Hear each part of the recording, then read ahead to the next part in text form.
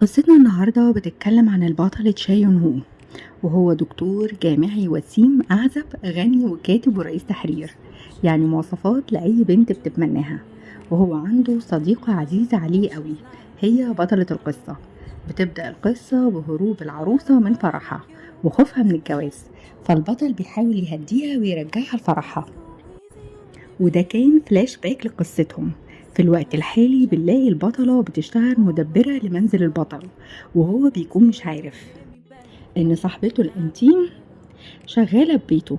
مش بس كده، بنلاقي إنها انفصلت عن جوزها بقالها سنة، والبطل برضه ما يعرفش.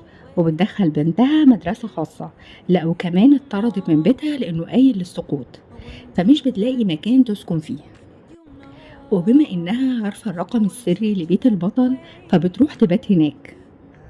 في رحلة بحث البطلة عن وظيفة، بما إنها سابت شغلها لما اتجوزت، بتلاقي صعوبة في إنها تجد وظيفة. في الأثناء دي بتشتغل أي حاجة تقدر تصرف بيها على نفسها وبنتها، أو بتسأله عن جوزها راح فين وهو شغال فين. هو شغله فشل وكمان كان بيخونها، فأساسا سافر وساب البلد مع الست اللي بيحبها. فالبطلة بتلاقي إعلان وظيفة على مكتب البطل، وهي بتنظف البيت بتاعه، والشغل ما كانش بيشترط لا سن ولا مؤهل. عايزين حد كده يعني دبلوم يعمل أي مهام هيتكلف بيها. وفعلا بتقدم، والبطل بيتفاجئ بيها لما بيشوفها في المقابلة الشخصية، وبيجري وراها عشان يفهم هي بتعمل كده ليه.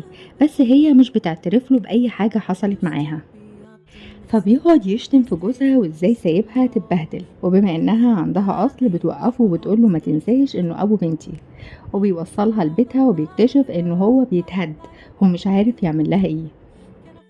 فهي بتوهمه انها لقت سكن فما تشغلش بالك بيها، وبيتم قبولها في الوظيفة، لكن ما عندهاش هدوم تناسب دار النشر اللي هتشتغل فيها.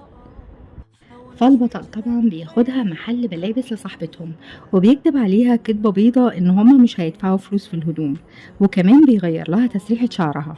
وهما ماشيين مش بتقوله هي ساكنة فين، وبتروح بيته لما بينام وبتطلع تنام فوق كده في أوضة من غير ما ياخد باله.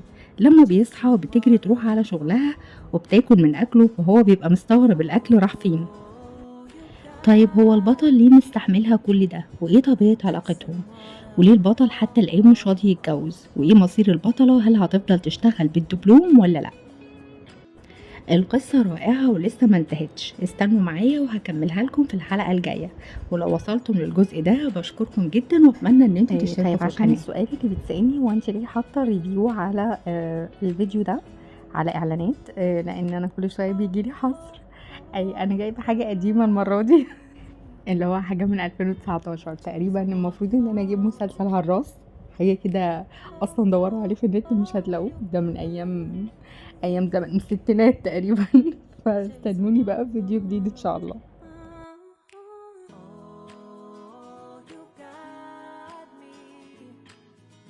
Chasing waterfalls.